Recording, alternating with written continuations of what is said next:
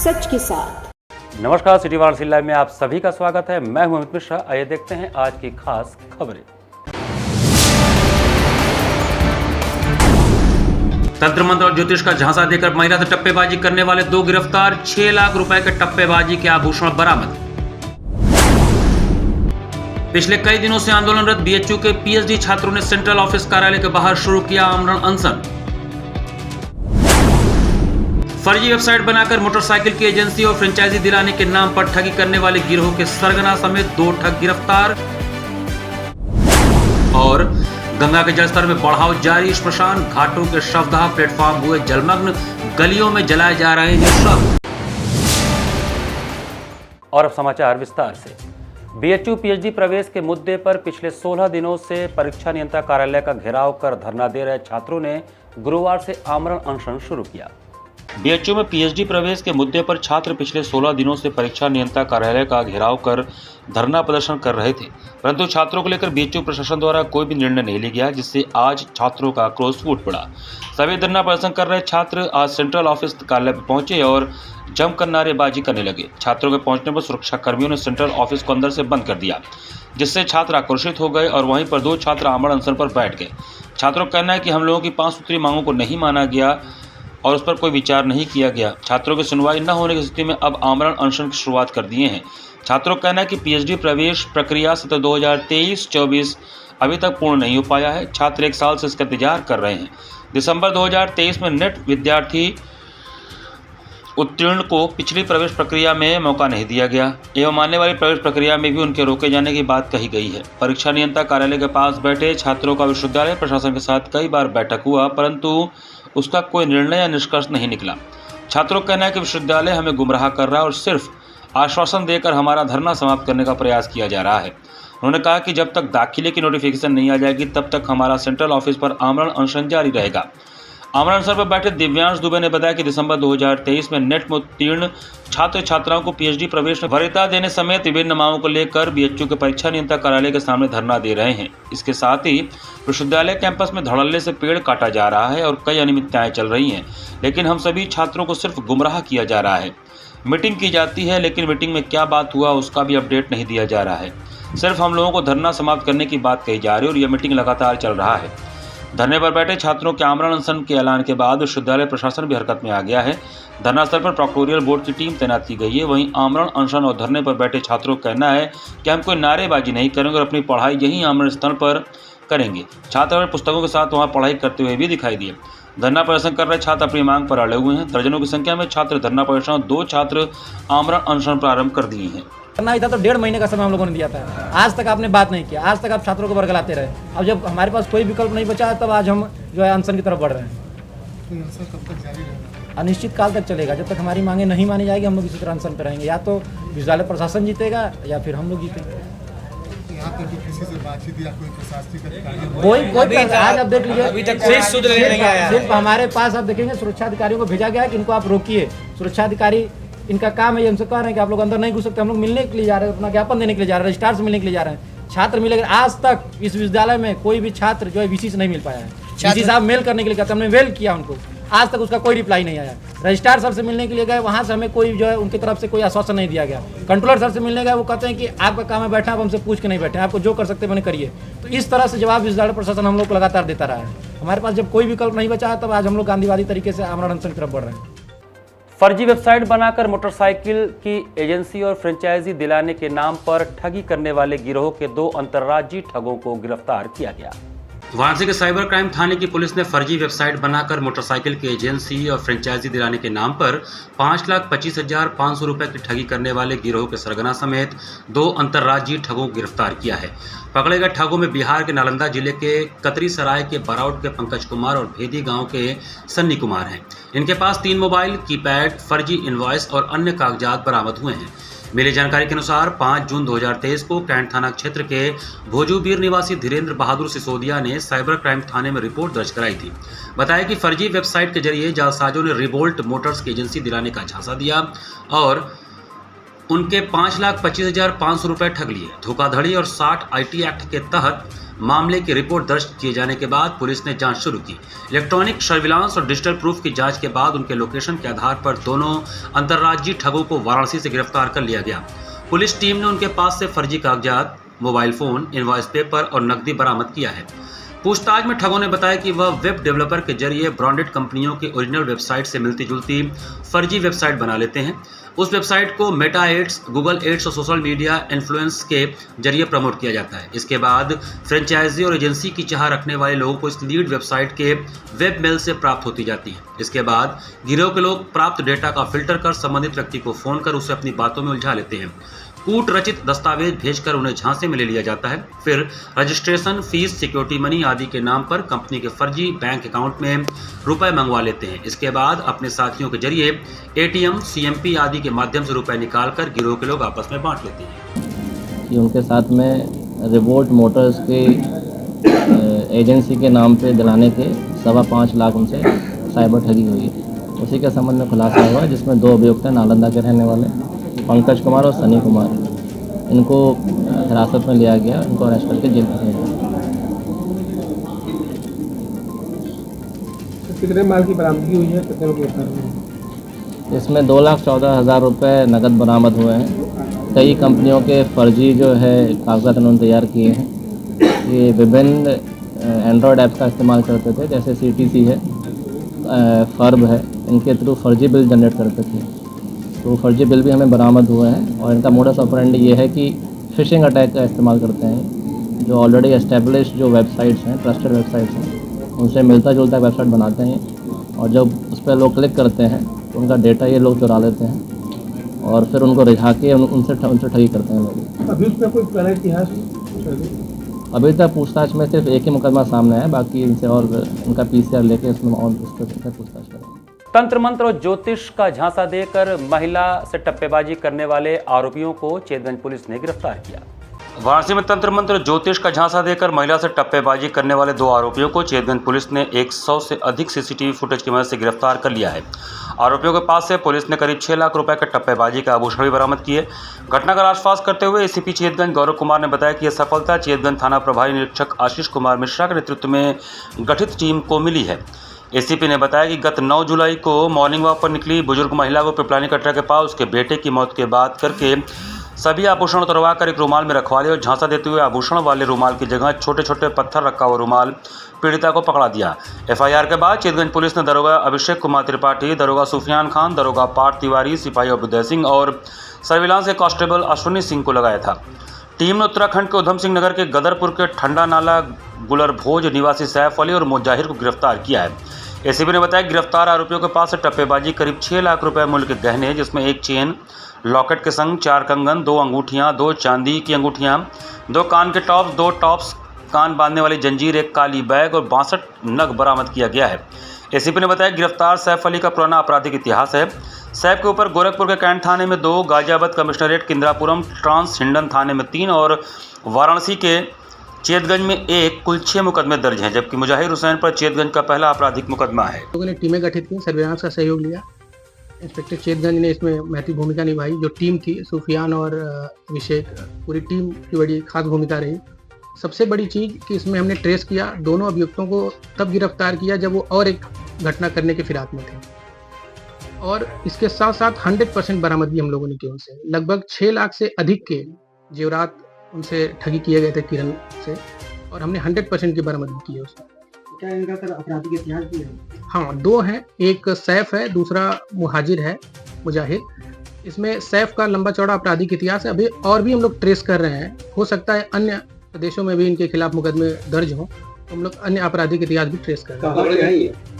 ये उत्तराखंड के रहने वाले हैं, गदरपुर थाना है उधम सिंह नगर के पास, वहाँ के रहने वाले निवासी। और ये टीम को इनाम पुरस्कार किया जाएगा, और ये संबंधित अधिकारी गण के द्वारा किया जाएगा, तो आप लोगों को सूचित किया जाएगा। सदन में बजट के हलवा हंगामा प्रकरण पर भाजपा काशी क्षेत्र पिछड़ा वर्ग मोर्चा द्वारा राहुल गांधी के खिलाफ प्रदर्शन कर विरोध व्यक्त किया गया। लौरा में स्थित आजाद पार्क में भाजपा काशी क्षेत्र के उपाध्यक्ष पिछड़ा वर्ग मोर्चा अनूप जायसवाल के नेतृत्व में सदन में बजट के हलवा हंगामा प्रकरण पर भाजपा काशी क्षेत्र पिछड़ा वर्ग मोर्चा द्वारा राहुल गांधी के खिलाफ प्रदर्शन कर अपना विरोध व्यक्त किया गया। कार्यक्रम को संबोधित करते हुए अनूप जायसवाल ने कहा कि कांग्रेस सपा सिर्फ दिखावा व छलावे की राजनीति करती है। जब पिछड़ों के लिए आरक्षण का सदन में प्रस्ताव वीपी सिंह के समय में आया तो ये कांग्रेस के राजीव गांधी में विरोध किया तथा पिछड़ों व दलितों के अनेक रिपोर्ट को दशकों तक दबाकर उन्हें उनके अधिकार से वंचित कर दिया। अगर राहुल गांधी में साहस है तो अपने पार्टी में विपक्ष नेता का पद अपने पिछड़ा वर्ग नेता को दें। अखिलेश यादव लोकसभा में दलित अवधेश पाशी को देकर दिखाएं, पद पर सिर्फ अपने लिए दिखावा कर रहे हैं। कार्यक्रम का संचालन ओम प्रकाश यादव, बाबू धन्यवाद, धीरेन्द्र शर्मा, अखिल वर्मा ने किया। कार्यक्रम में मुख्य रूप से जयकिशन जायसवाल, सिद्धनाथ गौड़ अलगू, आदित्य गोयनका, मनीष चौरसिया, निर्मल जी, धर्मचंद, प्रदीप जायसवाल, गोपाल जी, शंकर जायसवाल, प्रमोद चौरसिया, किशन खत्री, प्रकाश पप्पू आदि उपस्थित रहे।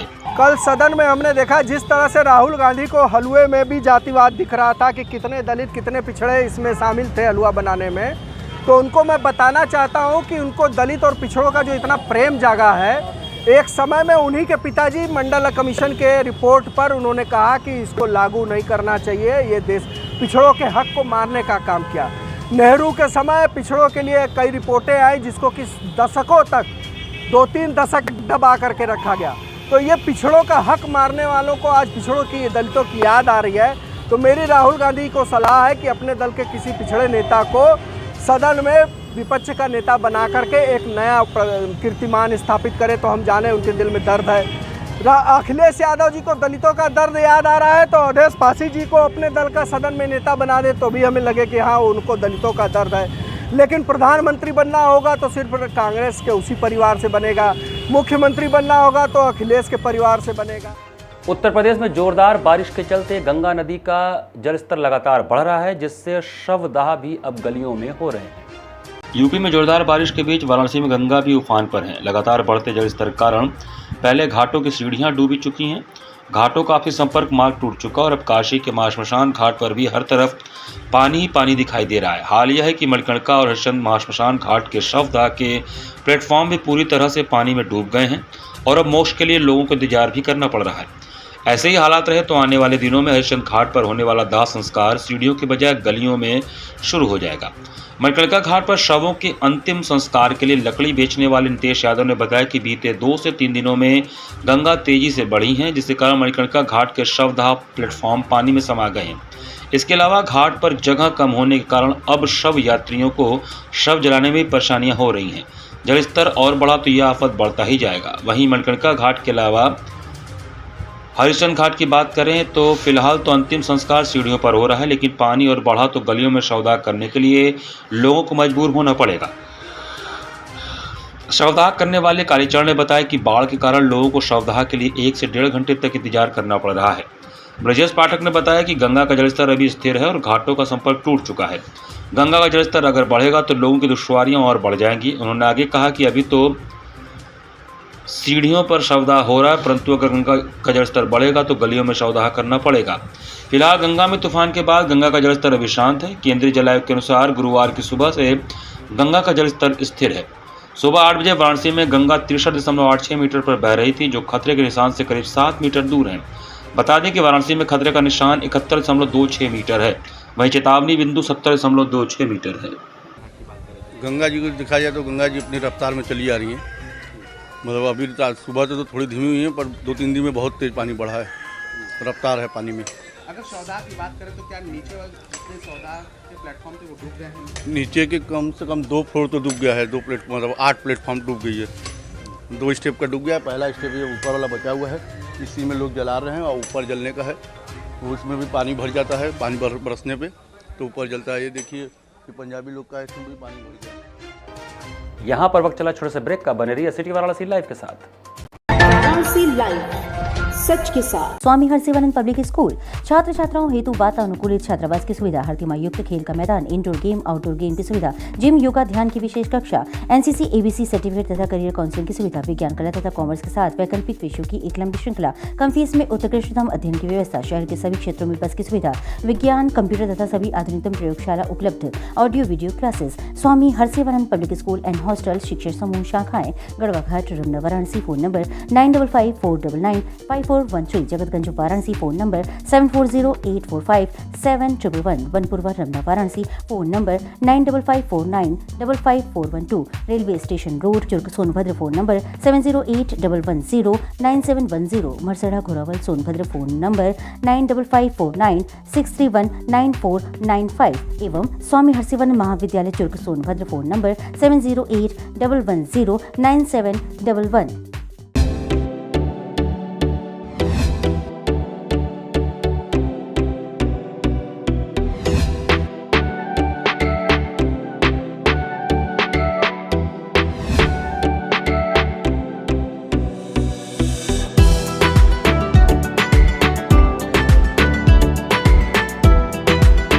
प्राचीन धरोहरों के साथ खान पान में मशहूर बनारस में अब खुल गया है दावते जायका, जहां आपको मिलेगा वेज और नॉन वेज में सभी वैरायटियां।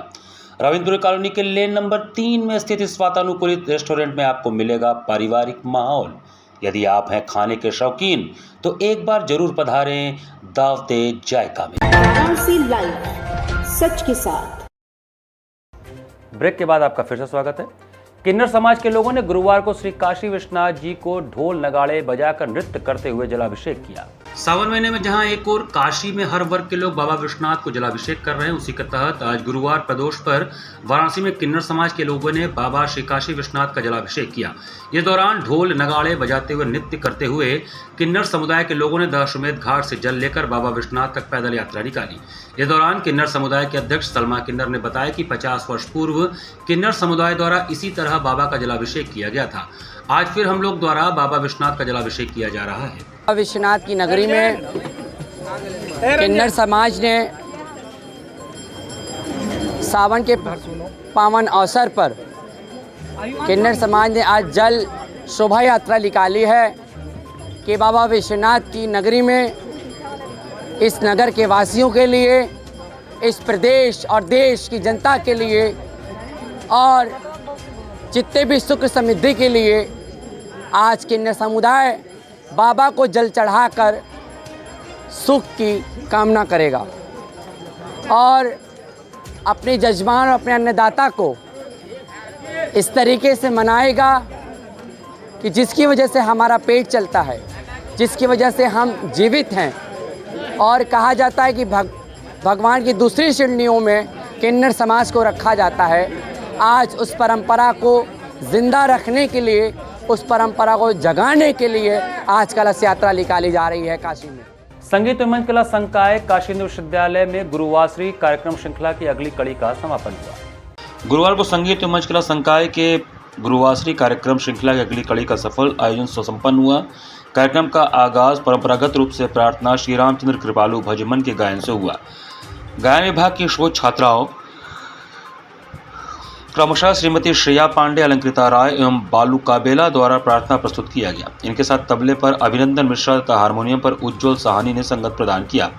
इसके पश्चात काशी विश्वविद्यालय के संस्थापक भारत रत्न महामना मदन मोहन मालवीय जी के प्रस्तर प्रतिमा का माल्यार्पण हुआ। कार्यक्रम की शुरुआत वाद्य विभाग के छात्र प्रत्युष कुमार मेहता तथा अभिषेक सिंह के युगल बांसुरी वादन से हुआ। इन्होंने राग हंसध्वनि में आलाप, जोड़ व झाला के उपरांत विलंबित रूपक, मध्यलय तथा द्रुत तीन ताल में गद प्रस्तुत किया। अंत में कार्यक्रम का समापन धुन से किया। दोनों के साथ तबले पर पीयूष कुमार ने सुंदर संगति प्रदान किया। संकाय के पंडित लालमणि वाद्य संग्रहालय में आयोजित इस कार्यक्रम की अध्यक्षता संकाय प्रमुख प्रोफेसर संगीता पंडित ने किया। कार्यक्रम का कुशल संचालन गायन विभाग की शोधार्थिनी अपर्णा पांडे तथा धन्यवाद ज्ञापन नृत्य विभाग की सहायक आचार्य डॉक्टर खिलेश्वरी पटेल ने किया। कार्यक्रम में समस्त शिक्षक जनों के साथ ही विद्यार्थियों की भारी संख्या उपस्थित रही। कार्यक्रम की सुंदर प्रस्तुतियों में सभी भाव गंगा में डुबकी लगाते रहे।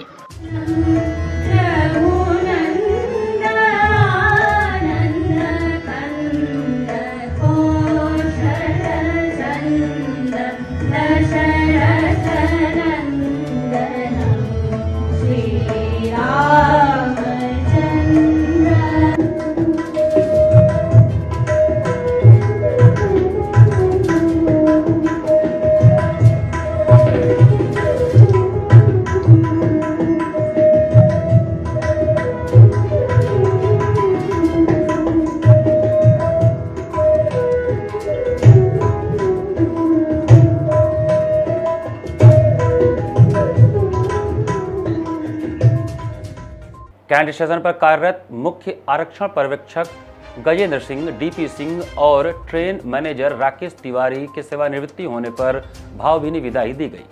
कैंट स्टेशन पर कार्यरत मुख्य आरक्षण पर्यवेक्षक सीआरएस गजेंद्र सिंह, डीपी सिंह और ट्रेन मैनेजर राकेश तिवारी राजू बुधवार को सेवानिवृत्त हो गए। स्टेशन के सभागार में कर्मियों को भावभीनी विदाई दी गई। यह विदाई कार्यक्रम एडीआरएम कार्यालय के समक्ष स्थित सभागार में आयोजित किया गया, जिसमें बड़ी संख्या में रेल कर्मी मौजूद रहे और उन्होंने अपने साथी को माल्यार्पण, अंग वस्त्रम, भगवत गीता स्मृति चिन्ह देकर विदाई दिया। इस दौरान एडीआरएम लालजी चौधरी ने कहा कि सेवानिवृत्ति के बाद जीवन की दूसरी पारी शुरू होती है, इसलिए सामाजिक पारिवारिक जीवन की जो ख्वाहिशें अधूरी रह गई हों उन्हें इस पारी में पूरा करना चाहिए। कार्यक्रम को स्टेशन डायरेक्टर गौरव दीक्षित, यूआरएमयू के शाखा सचिव विंध्यवासिनी यादव, एसपी श्रीवास्तव समेत अन्य लोगों ने संबोधित किया। स्टेशन पे आरक्षण कार्यालय के जो इंचार्ज हैं सीआरएस श्री गजेंद्र सिंह और श्री बीपी सिंह, उन दोनों का रिटायरमेंट फंक्शन आज है। इसमें हम सभी लोग एकत्रित हुए हैं। इन लोगों ने काफ़ी रेल को एक लंबी सेवा दी है, एक सफलतापूर्वक काम किया है। हमारे स्टेशन का आरक्षण कार्यालय का संचालन बड़े अच्छे तरीके से किया है, तो इनको विदाई देने के लिए हम लोग इकट्ठा हुए थे, तो इसी विषय में कार्यक्रम था। गुरुवार को वाद्य शिरोमणि पंडित कंठे महाराज जी की 55वीं पुण्यतिथि पर संगीत सभा द्वारा भजन संध्या का आयोजन किया गया। गुरुवार को संगीत सभा काशी की 102वीं गोष्ठी वाद्य शिरोमणि पंडित कंठे महाराज जी की 55वीं पुण्य स्मृति दिवस के रूप में आयोजित हुई। इस अवसर पर भजन संध्या के रूप में कार्यक्रम प्रस्तुत हुआ। सर्वप्रथम अभिनव सिंह छोटू राजा ने उड़ती चिड़िया से तू त राजा बाबू अब तक गावे में ही रहे का विचार बा भजनों द्वारा अपनी भजनांजलि अर्पित की। इनके साथ तबले पर अंजनी सिंह, बैंजो पर हरेन शाह और मंजीरा पर मुन्ना शाह ने बेहतरीन संगत प्रदान किया। इसके पश्चात द्वितीय प्रस्तुति अक्षत प्रताप सिंह की रही। इन्होंने सखी सियवर की रंगीली झांकी, अपनी बानी प्रेम की बानी, तेरो चाकर करे पुकार, जमुना किनारे मोरा गांव आदि भजनों की प्रस्तुति दी।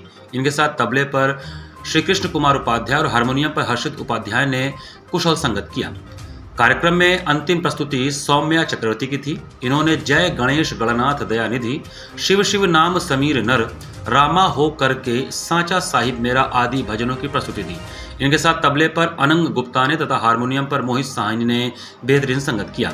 कार्यक्रम में पिछली गोष्ठी के कार्यकर्ताओं, छात्रों और सहयोगियों को सम्मानित भी किया गया। इस अवसर पर विशेषकर पंडित भोलानाथ मिश्रा, पंडित देवाशीष डे, श्रीमती मीना मिश्रा, विमेश शुक्ला इत्यादि उपस्थित थे।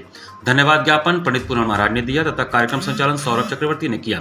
इसके पश्चात रात्रि में पद्म विभूषण पंडित किशन महाराज के आवास पर पंडित कंठे महाराज का पूजन, भोग प्रसाद आदि किया गया।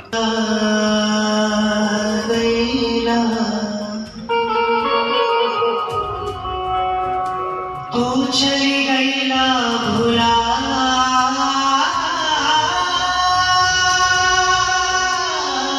गई,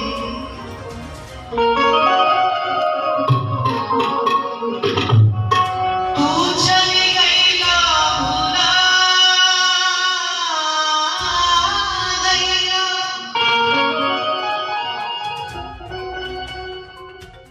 सुसवाही पार्षद सुरेश पटेल द्वारा जंगमपुर प्राथमिक विद्यालय में बच्चों को 70 टेबल और बेंच का वितरण किया गया।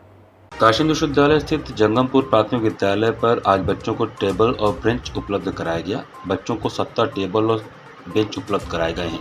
टेबल और बेंच के अभाव में बच्चे जमीन पर टाट बिछाकर बैठते थे, जिसको देखकर सुसवाई के पार्षद सुरेश पटेल उर्फ गुड्डू काफ़ी द्रवित हुए, जिसके पास पार्षद ने विद्यालय के प्रधानाचार्य से बातचीत किया, जिस पर प्रधानाचार्य सहर्ष स्वीकार किया और पार्षद द्वारा बेंच और टेबल उपलब्ध कराया गया, जिसको लेकर आज एक कार्यक्रम आयोजित किया गया। इस कार्यक्रम के उद्घाटन के लिए वाराणसी के मेयर अशोक तिवारी पहुंचे थे। उन्होंने फीता काटकर कार्यक्रम का शुभारंभ किया।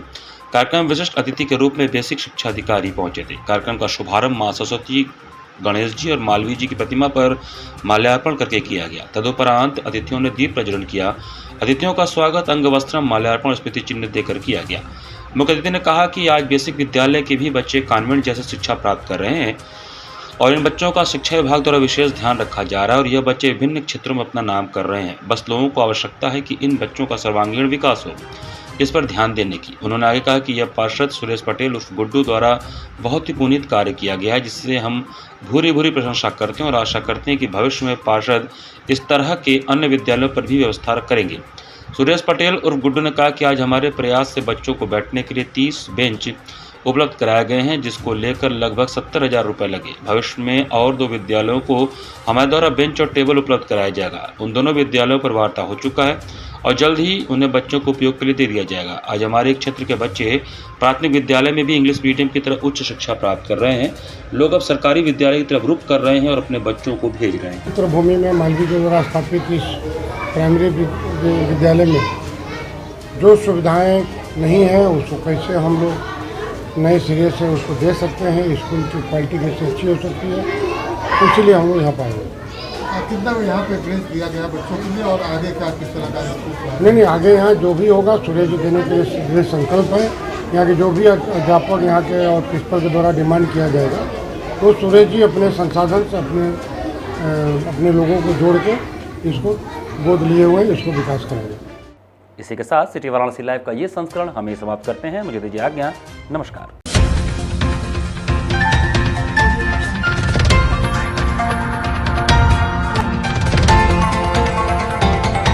वाराणसी लाइव, सच के साथ।